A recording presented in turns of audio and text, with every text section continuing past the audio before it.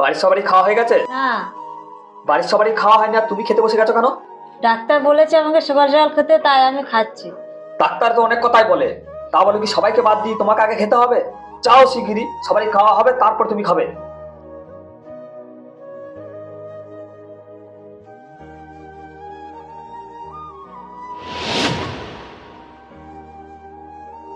এই শুনছো? কি হয়েছে বলো। বলছি যে আমার শরীরটা তো খারাপ, আমি কয়েকদিনের জন্য বাপের বাড়ি ঘুরে আসবো। মাকে গিয়ে জিজ্ঞাসা করো, আমি বলতে পারবো না।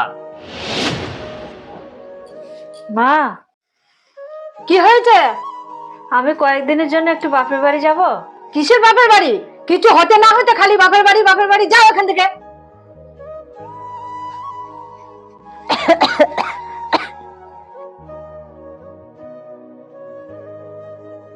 দেখ তো বাবা, এই গেঞ্জিটা